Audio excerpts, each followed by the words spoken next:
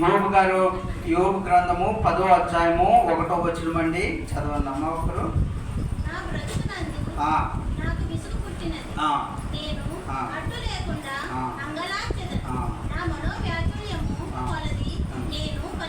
చాలండి. వాక్యం ఇచ్చి దేవ స్తోత్రములు. అలాగే తండ్రి, పరిశుద్ధుడా పరం తండ్రి, అలాగే తండ్రి మిక్కిలి వినయముతో బతిమాలి వేడుకొంచున్నాము. వాక్యం ధ్యానం చేయుచుండగా మీరు మాకు సహాయకులై తోడయ్యండి. అలాగే నోటికి నోడయ్యండి మీరు మానవుడిని పలికించి, అలాగే తండ్రి వాక్యము ద్వారా బలపరచమని యేసునామములో అడుగుతున్నాం తండ్రి. ఆమేన్. నా బ్రతుకునందు యోబు గారు బాధపడుతూ ఉన్నారంటండి. ఏమని? నా బ్రతుకునందు నాకు విసుగు పుట్టింది, నా బ్రతుకునందు విసుగు పుట్టింది, అసహ్యం వేసింది, నాకు చిరాకు పుట్టింది అని చెప్పేసి ఎవరితో చెప్తూ ఉన్నారు? దేవుడితో చెప్తూ ఉన్నాడు. ఎందువలన? ఆయనకు వచ్చిన శ్రమలను బట్టి, వేదనని బట్టి, దుఃఖము బట్టి, ఈ వచనములు మనోవ్యాఖ్యలు బట్టి ఆయన నోటి ద్వారా పలుకుతూ ఉన్నాడు. చూడండి, పరిస్థితిని బట్టి నోటి మాటలు వస్తూ ఉన్నవి. అయితే హృదయంలో సంతోషము ఉన్నప్పుడు ఏమొస్తాయి? నోటంట సంతోషకరమైన మాటలు వస్తూ ఉంటాయి. ఇక్కడ మనోవ్యాకులత హృదయంలో ఉన్నది కాబట్టి ఆయనకున్న బాధలు, అలాగే కుమార్తెలు ఆస్తి సమస్తమును పోగొట్టుకొని ఈ రోజున ఎంతో దుఃఖ స్థితిలో ఉన్నప్పుడు దేవుని దగ్గర అంటూ ఉన్నాడు, నా బ్రతుకునందు విసుగు పుట్టింది, అసహ్యం పుట్టింది, చిరాకు పుట్టింది. ఇటువంటి పరిస్థితుల్లోనూ ఎప్పటికైనా సరే భక్తి విషయంలో అయినా మనకు ఒకనొక దినమున ఇటువంటి విసుగు, తప్పనిసరిగా చిరాకు, అసహ్యము కలగక మానదు. ఈ వాక్యము మన ముందు ధ్యానం చేయాలని ఈరోజు నేను ఆశపడుతూ ఉన్నాను. అలాగే దేవాతి దేవుడు అలాగే ఎన్ని చిక్కులు ఉన్నప్పటికీ అలాగే ఆలస్యమైనంత మాత్రాన అవి నెరవేరవనవద్దు అని మనం పాట పాడుకుంటాం కదండి. అలాగే ఈ రోజున ఆలస్యమైనంత మాత్రాన యోబు గారి జీవితంలో కృప చూపినట్లుగా మనం చూస్తూ ఉన్నాం. అలాగే ఇంకొక భక్తుడి విషయంలో ఆయన భక్తి జీవితంలో ఎదురైన సంఘటన మీ ముందుంచాలని ఆశపడుతూ ఉన్నాం. ఆయన నిర్గమకాండము 17వ అధ్యాయంలో ఉంటుందని నేను చెప్పేవారినంతా కూడా. ఈ అమాలీకీయులు ఇజ్రాయేల్ మీద దండెత్తడానికి వచ్చి ఉన్నారు. రెఫీదుల్లో ఇజ్రాయేలుతో యుద్ధము చేయడానికి సిద్ధమయ్యారు. ఈ దేవుడి ప్రజల మీద ఎప్పుడు కూడా ఎవరు అమాలీకీయులు వారు దండెత్తడానికి వారు చూస్తూ ఉంటారు, అదును కోసం చూస్తూ ఉంటారు. అయితే వారి యొక్క బలము బలహీనతలు తెలుసుకుని వారి మీద జయం పొందడానికి చూస్తూ ఉంటారు. ఈ రోజున శత్రువైన వాడు ఎప్పుడూ కూడా మనల్ని ఎలా అయితే సంహరించగలము, ఎలా అయితే చిక్కుడు పాలు చేయగలము అని శత్రువు అపవాది చూస్తూ ఉంటాడు. అయితే ఈ అమాలేకులు సిద్ధమవుతూ ఉండగా మోషే ఏం చేస్తూ ఉన్నాడు? నాయకుడైన ఈ మోషే యోషువతో పిలిపించి ఏమంటూ ఉన్నాడంటే, మనలో కొంతమందిని పోగు చెయ్యి, యవనస్తులను బలవంతుల్ని యుద్ధ శూరుల్ని పోగు చేసి వారి మీద యుద్ధము చేయడానికి తీసుకెళ్ళు. నేనేం చేస్తాను? మీరు తీసుకెళ్ళు, నువ్వు యుద్ధం చెయ్యి, నేను పడుకుంటాను అని చెప్పటం లేదు మోషే గారు.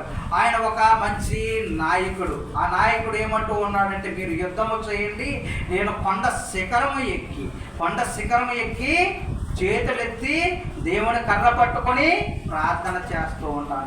నేను అక్కడ ప్రార్థన చేస్తూ ఉంటాను. మీరు ఏం చేయాలి? యుద్ధము చేస్తూ ఉండాలి.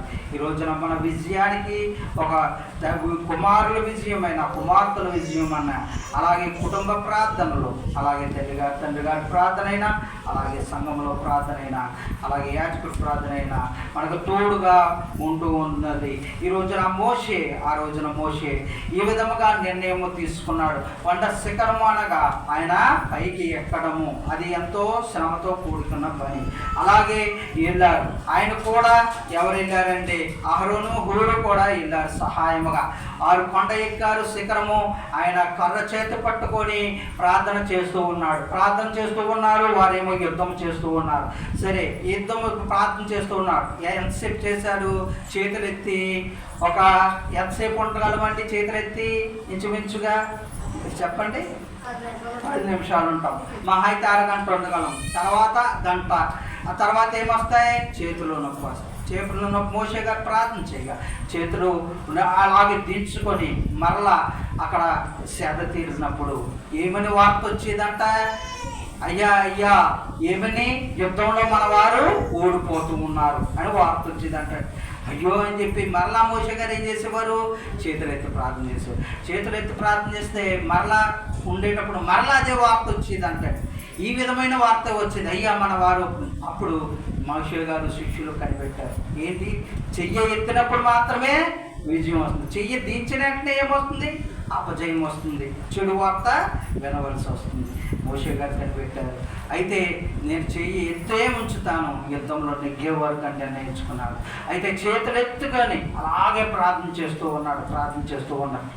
ఎంత శ్రమైనా, ఎంత వేదనైనా మన ఇజ్రాయేల్ ప్రజలందరూ విజయం సాధించాలని కృతనిశ్చయంతో ఉన్నాడు. కాబట్టి నాయకుడు ఉండవలసిన లక్షణము ఈ రోజున మన కోసము పాటుపడే నాయకులే మనకు కావాలి. ఈ రోజున ఎలక్షన్లు ఎలా అయితే మన కోసము దుఃఖించి, మన కోసము, మన సమస్యల కోసము వేదన పడే నాయకులు మాత్రమే మనము ఎన్నుకోవాలి. అలాగే మోషే గారు చూడండి, ఆయనకి ఏం పట్టింది? ఆయన కొండ శిఖరం పైకి వెళ్ళి ఎవరన్నా చూస్తారా?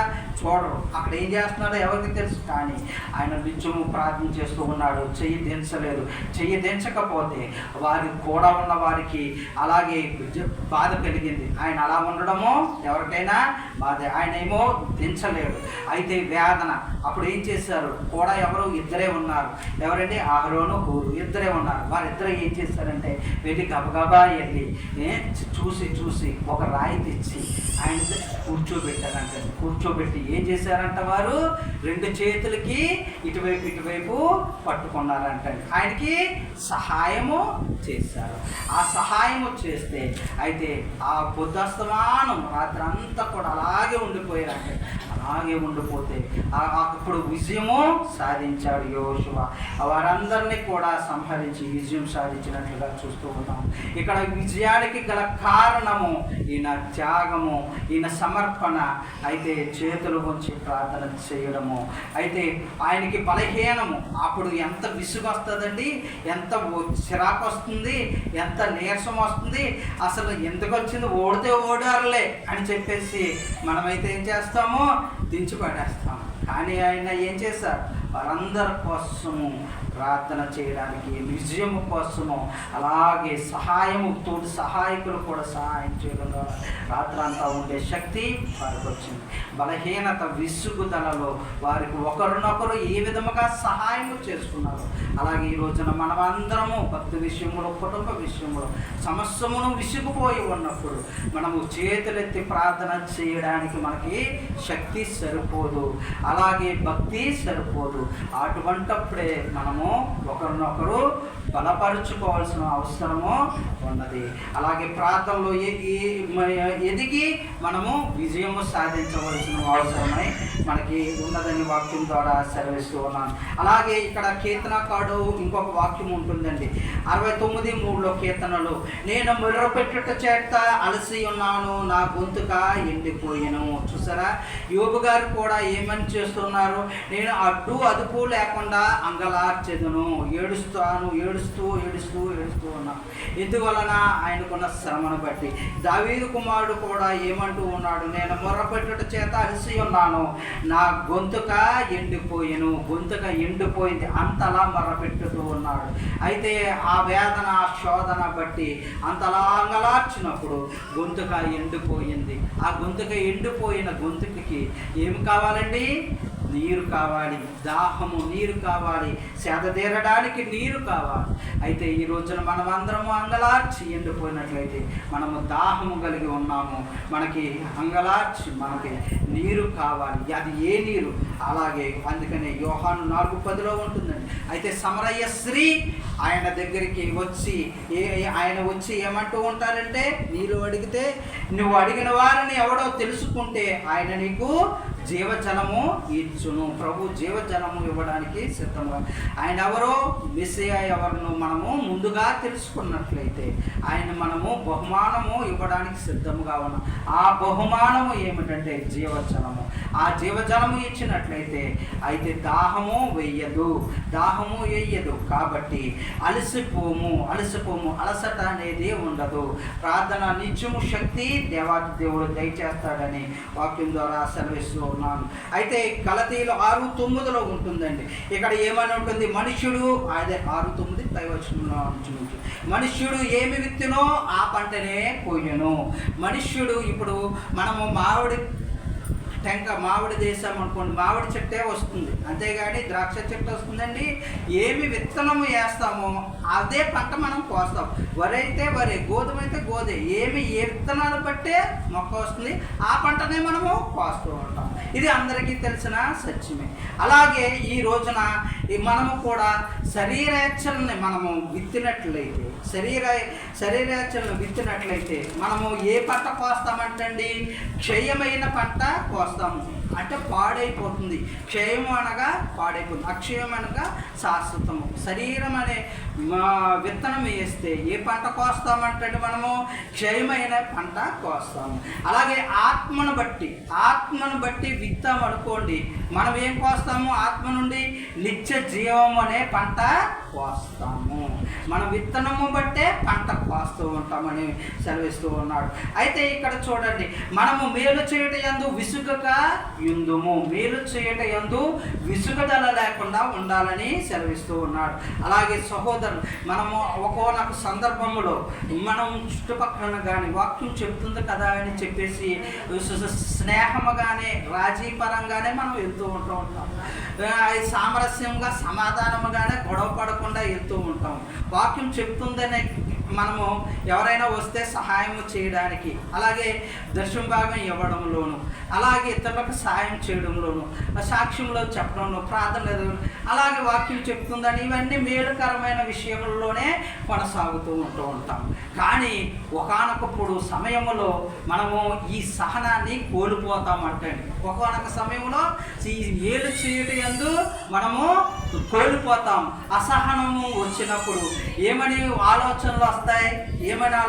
ఎందుకు వచ్చిన సహాయము, ఎందుకు వచ్చింది మనకు లాభం? సహాయము చేసినా ఒకటే, చెయ్యకపోయినా ఒకటే.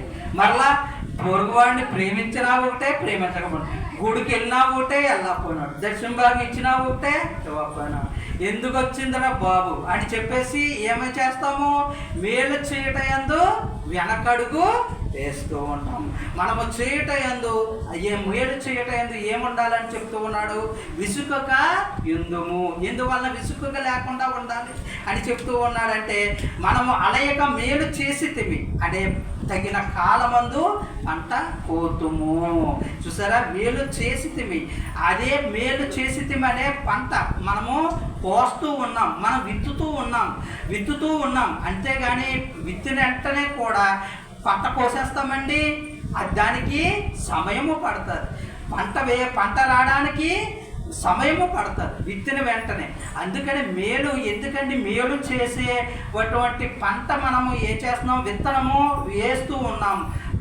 అందుకే ఇక్కడ వాక్యం అంటూ తగిన కాలమందు పంట కోతుము. మేలు చేయటం యందు నిరీక్షణ కలిగితే తగిన కాలమందు తప్పనిసరిగా మంచి పంట కోతుము అని చెప్తూ ఉన్నాడు. కాబట్టి సమయము దొరికినది కొలది అందరి ఎడల, విశేషముగా మన విశ్వాసాలు అందరి దగ్గర చేరిన వారి ఎడల మేలు చేయదము అని చెప్తూ ఉన్నాడు అనమాట అండి. అలాగే మరలా ఇంకొక వాక్యము హెబ్రీ 12:3 చెప్తూ ఉన్నాడు. అయితే మీరు విసుగుదల లేకుండా ఉండాలి, అలాగే ప్రాణములు అలసట లేకుండా ఉండాలి అని మనము చెప్పుకుంటూ ఉన్నాం. కానీ ఈ విధముగా చేయాలంటే ఏం చేయాలి అని మీరు నన్ను ప్రశ్న వేయచ్చు.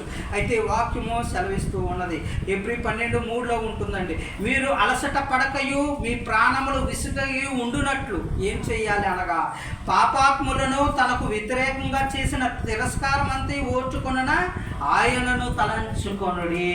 ఈ రోజున క్రీస్తును తలంచుకో.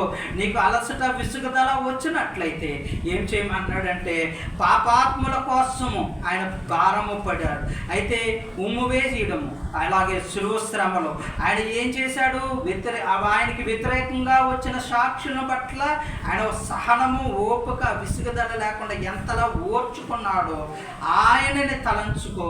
అప్పుడు నీకు అలసట అలాగే ప్రాణములు విసుగుదల లేకుండా ఉంటుంది. ఆయనని తలంచుకోమని అపోస్తలుడైన పౌలు గారు చెప్తూ ఉన్నాడు. అలాగే ఇక్కడ చూడండి ఇంకో వాక్యము, నా కుమారుడా ప్రభువు చేయు శిక్షను తృణీకరించకము, ఆయన నిన్ను గద్దించినప్పుడు విసుగము. ఈ రోజున మనము శిక్ష విసుగుదల వచ్చిందంటే మనము ఎందులో ఉన్నట్టు, శ్రమలో ఉన్నట్టే. మనము ఆపదలో ఉన్నట్టు, విసుగుదల ఉన్నప్పుడు అది శ్రమలో ఉన్నట్టే భావన. అయితే ఆ శ్రమలో వచ్చినది ఎందుకనగా ఆయన గద్దించినప్పుడు, గద్దించడానికి ఇది సాదృశ్యం అన్నమాట అండి. అనగా ప్రేమించు వాణిని శిక్షిస్తూ ఉన్నాడు, తాను స్వీకరించు ప్రతి కుమారుని దండించును. ఈ రోజున మనకి దండన కలుగుతూ ఉందంటే ఆయన మనల్ని కుమారుడుగా, కుమార్తెగా మనల్ని స్వీకరిస్తున్నాడు అని అర్థం అనమాట అండి. ఈ రోజున మనం విసుగుదల శ్రమ వచ్చిందంటే దానికి భావము ఆయన మనల్ని కుమారుడుగా, కుమార్తెగా స్వీకరిస్తూ ఉన్నాడు అనమాట అండి.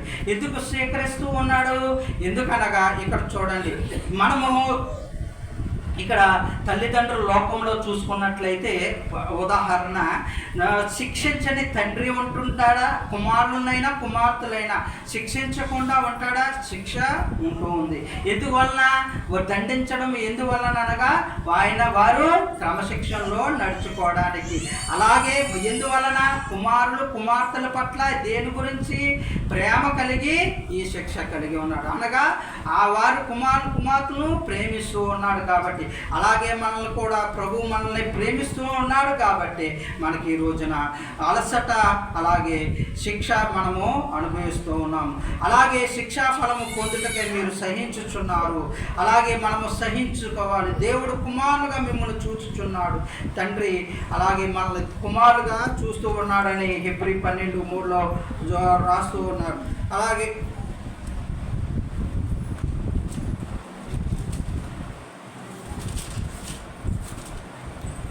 చూడండి, ఇలా ఓర్చుదల ఎప్పుడైనా సరే దావీదు గారికైనా సరే ఒకానొక సమయంలో ఏం చేశారంటే, ఆయన యుద్ధ వీరుడు, యుద్ధము చేసి ఒకానొక సమయంలో ఏం జరుగుతుందండి, నీరసము వస్తుంది, నిస్సత్తువ వస్తుంది. ఆయన కూడా అలసిపోయి, అయితే ఒక గుహలో ఉన్నప్పుడు ఆ శత్రువులు ఏమని భావిస్తూ ఉన్నారంటే, ఆయన నీరసించాడు, వీక్గా ఉన్నాడు, ఈ సమయంలో మనము సంహరించాలి అని చెప్పేసి ఆలోచన చేస్తూ ఉన్నారు శత్రువు. చూడండి, అపవాది ఏ విధముగా ఉన్నాడు, కానీ వారు వెనకడుగు వేస్తూ ఉన్నారు. ఎందుకనగా ఆ చుట్టూ ఉన్నవారు బలవంతులు, ఏనుగు వంటి బలం కలిగిన వారు, ఆయనని ఏమి చేయలేము. అలాగే మనము ఒకరినొకరు బలహీనముగా ఉన్నప్పుడు సహాయము చేసుకుంటూ అపవాదిని ఎదిరించి అలాగే క్రీస్తును తలంచుకొనొచ్చు. ఈరోజు ఆయన క్రీస్తు రక్తము, శరీరము, ఆహారము పుచ్చుకొనుట ద్వారా మనకి అలసట, నీరసము లేకుండా, నిస్సత్వం లేకుండా దేవాది దేవుడు మనకి శక్తి, బలము దయచేసి అపవాదిని ఎదిరించే శక్తి మనందరికి అనుగ్రహించును కాక. ఆమేన్. వాక్యం ఇచ్చిన దేవ స్తోత్రములు. అలాగే తండ్రి, ఇంకనూ జరగబోవు సంస్కార విందులో మాకు తోడై ఉండమని యేసు నామములో అడుగుతున్నాం తండ్రి. ఆమేన్.